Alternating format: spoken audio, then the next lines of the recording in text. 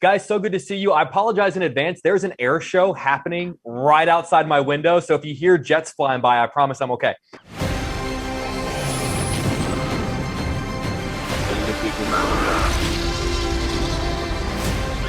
Where we're going, we don't need roads. I think something we can all relate to is how much the pandemic and social isolation sort of impacted all of us. And your characters really experienced that. Of all the characters you've played, which one would you be interested in seeing how he or she would handle the pandemic? Because I think we saw different layers to different people over the last 18 months. And you guys have played such fascinating characters. And I'd be curious to see how it would impact them. Oh, Sharon. That's a good question. It's a great question.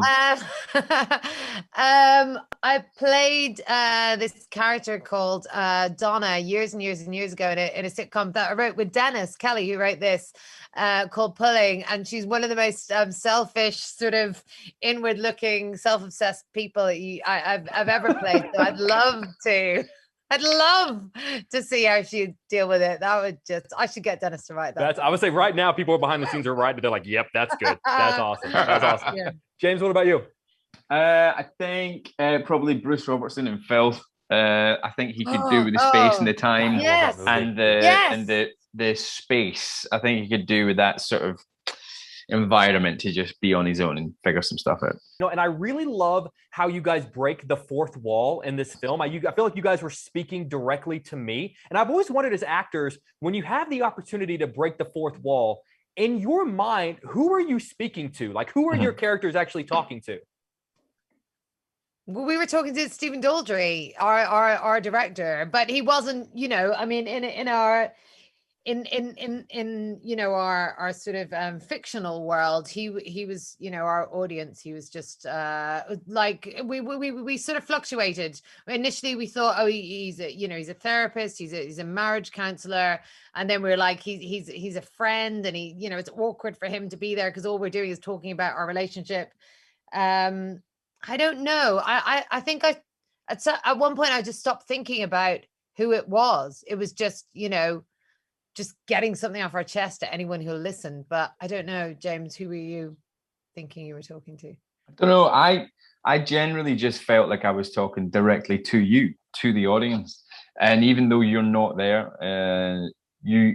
it's a weird thing. Like when you're on stage or you're on film and you're talking to the audience aren't some character. They aren't a therapist. They aren't a social worker. They aren't any of these things, because if they were all of those things, we would then treat them like a social worker or a therapist, and that would then affect the scene.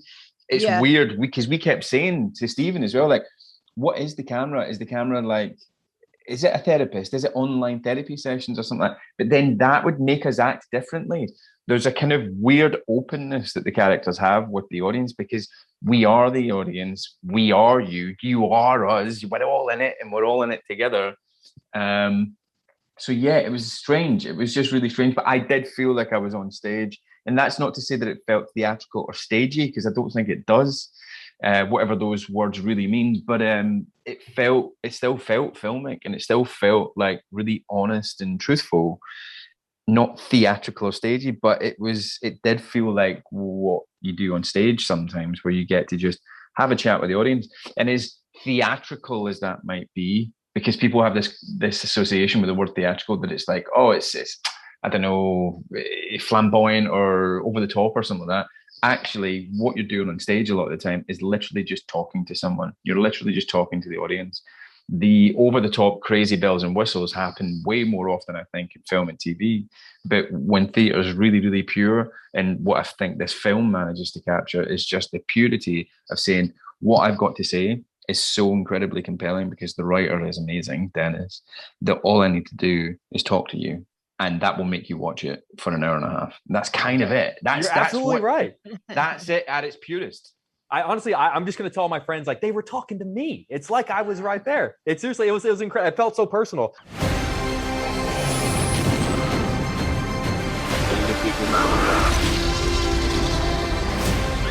Where we're going, we don't need roads.